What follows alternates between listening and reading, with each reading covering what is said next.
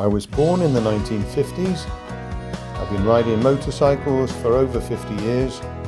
I've owned over 35 motorcycles, 14 of which have been Triumphs.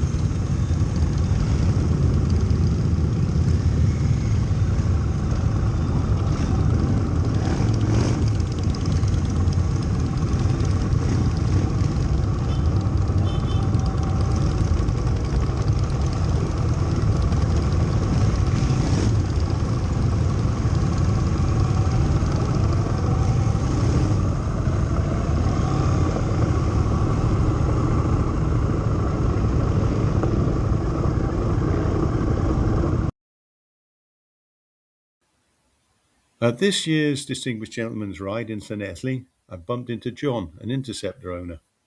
Now, I owned an Interceptor for 3 years, and I think it's a brilliant bike. John, however, was interested in my Thruxton 1200, so we agreed to meet up about a week or two later, just to swap rides.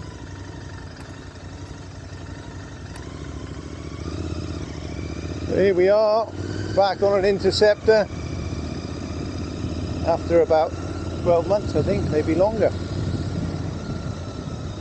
friend of mine, John, has let me have a go on his Interceptor, and he's having a ride on my Thruxton. And it's a beautiful day for it.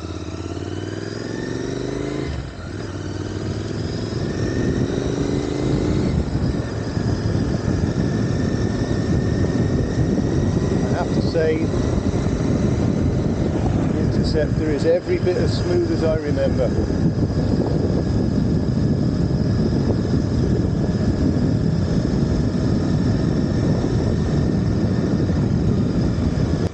This car's pulled over for us to pass, or because there's a 20-mile-an-hour limit. I'm happy to bimble along. We're going to wander up to Llanelli Wells.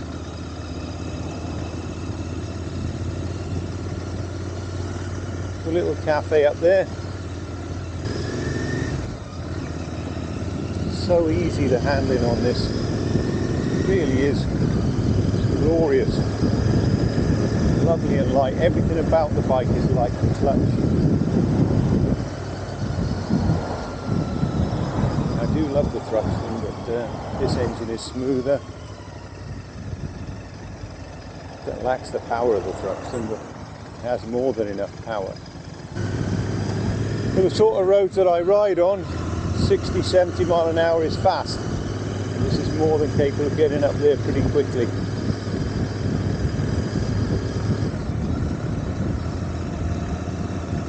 More than happy to bimble along at 2,000 revs. I think I'm probably in the 4th gear.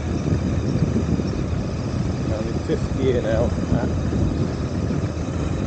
30 mile an hour, 5th gear. Just trundling along, no vibration.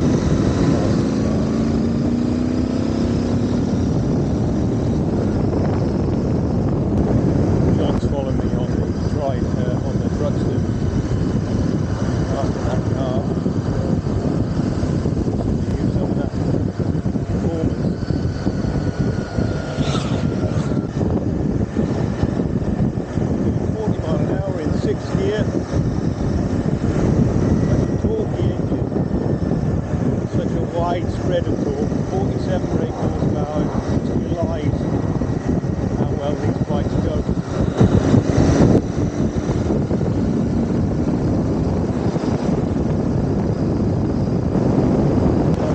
Most of ourselves now.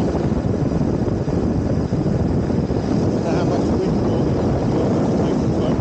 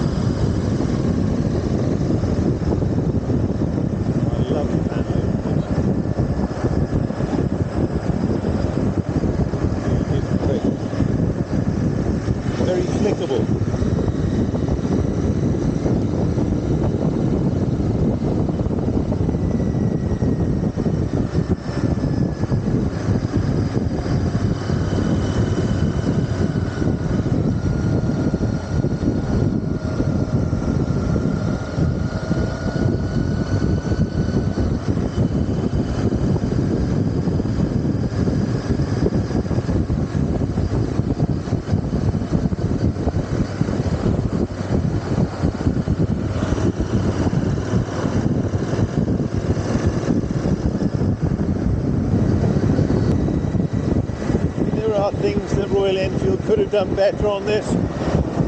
When you look at the clocks on the Triumph, they just look so much better. They're just a nicer design. They probably wouldn't cost any more to make than these. But Triumph really have done a good job with those clocks.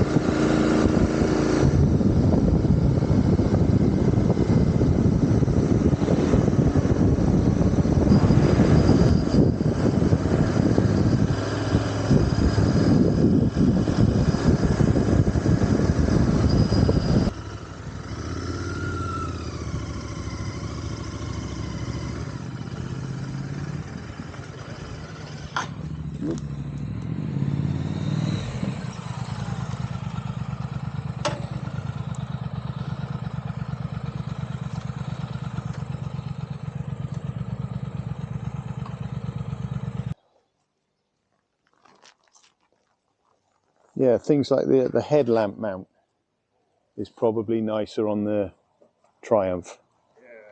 You know, it's stuff like that Triumph do really well. The clocks. Yes. But in all honesty, it wouldn't cost any more to make those than those. It's just they've done a nicer. It's a nicer design, isn't it? Yeah.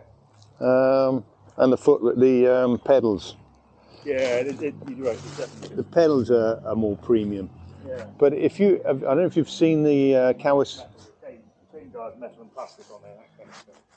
Well, I think plastic isn't. I mean, people criticise these for having plastic mudguards. No, I don't mind that. Well, I think it's good. Yeah, I think that the paint job on them is good as well.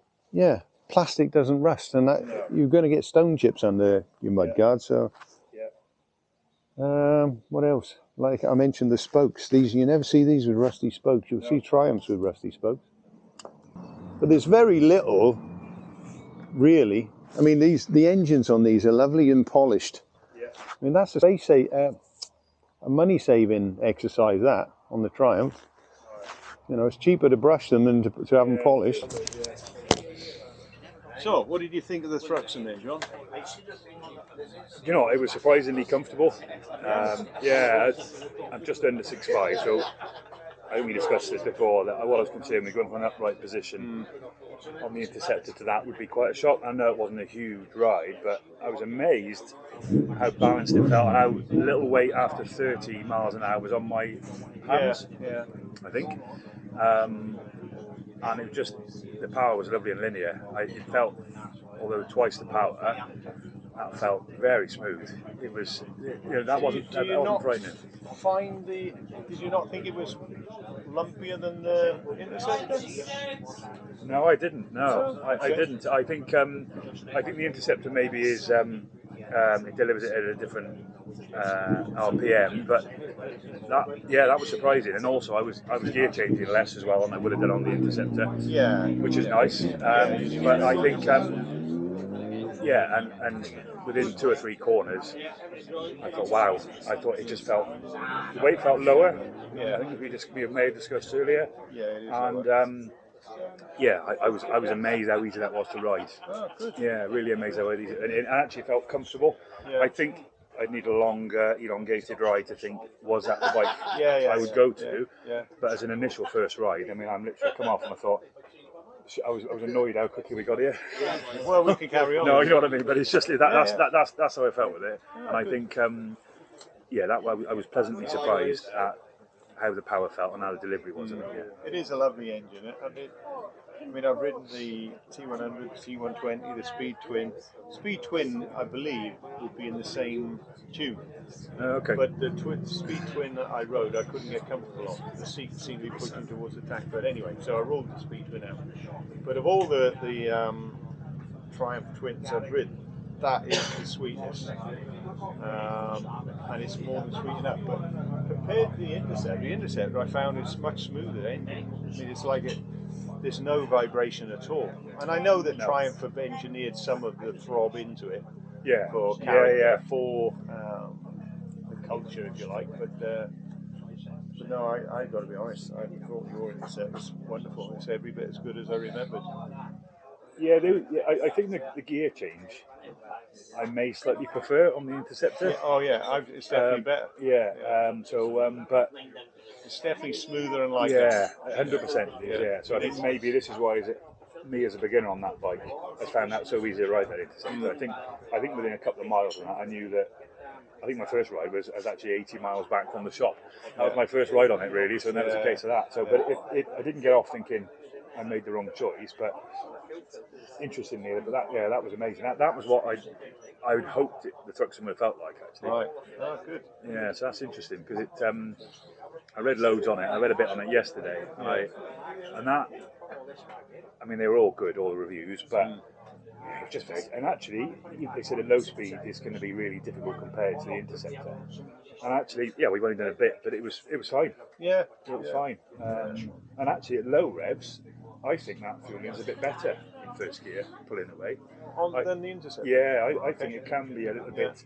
When it gets warmer, you come back from a long ride, and then you go down then into slow speed, or you're going down into a roundabout, or you've come stationary. That pull off, you need to give that a bit more as it gets warmer. Okay. I found slightly.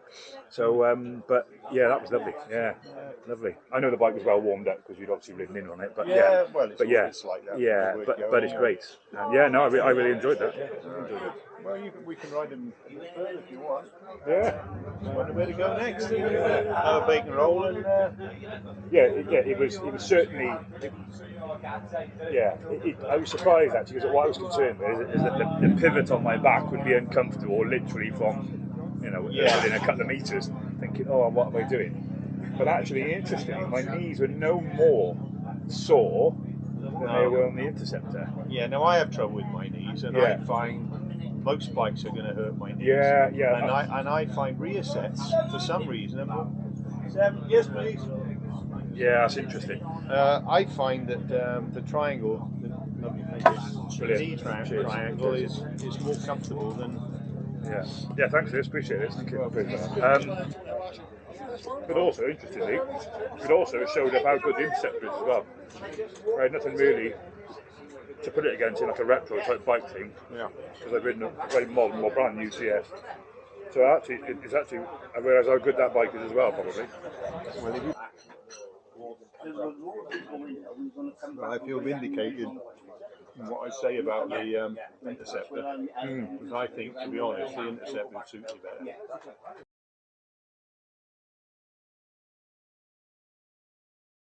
Here's a little workshop tip for you if you ever get stuck pins in your brake calipers.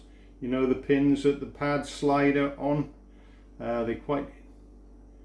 If you have a bike that doesn't do a lot of mileage, it could be many years between changing your brake pads, and you find that these pins, which are threaded at one end, can seize very easily in the caliper. So this is a dodge for getting those seized pins out, because I've had this problem recently. Now, first of all, let me introduce you to a little tool set that I think every workshop should have. It's not expensive. I think I paid about £15 for it. Basically, it's a set of keys to cover just about every situation. You've got Torx head keys, Allen keys of various sizes and various lengths as well, so that you can get them into smaller places.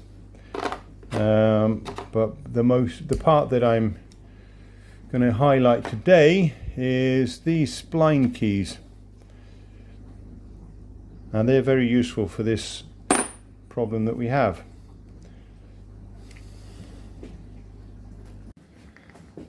Now I undertook this operation while the caliper was on the bike, so it can be done in situ, but I brought it into the kitchen because it's a nicer environment. My garage is a mess.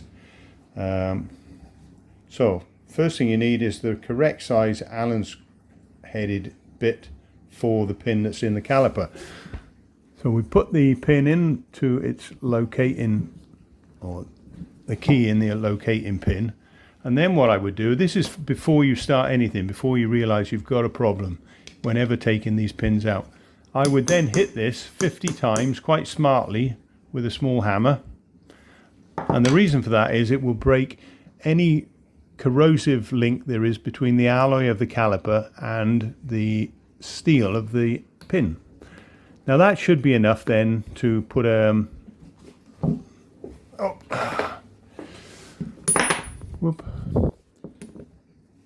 to put the bit and you ratchet on there, and away you go, and that should turn out. Now this is a problem now if that doesn't happen. If you've turned that and it's rounded, which had happened on the other pin, then you need to resort to something else, and this is the where those other keys come in useful. So I think it was that one. I think this was the key that I used eventually. So what you do is you find a drill bit that will drill a hole slightly smaller than that spline bit, and then when you've done that, when you found the right drill bit, you drill into that head. Having drilled that out to a larger size, you then put your spline bit in as best you can. There's a very slight taper on the edge, and then you bang it in. Once you've banged it in with your hammer, again, hit it 50 times. You could do it 49, 48, 51, 52, whatever, but bang it a number of times. 50 times is what I usually go for, and that should loosen any corrosive link there is between the two. Having done that, you can put your bit on, put your ratchet on, and Bob's your uncle. It should turn it out. If that does. So that little dodge has saved me quite a bit of money. These calipers second hand on eBay are going for around £55. The list price of a new one is £674 from Triumph. That's a lot of money, isn't it? If you don't have one of those sets that I recommend, I would get yourself one. It'll probably be the best £15 you've ever spent. Just for this caliper alone, there are 3 bits I've used. There's the right size pin, or right size key. There's the key that I use to drive in and take that pin out. And there's also this large one, which is the correct size for taking the caliper on and off the bike. So very useful bit of kit. I use that so often you wouldn't believe.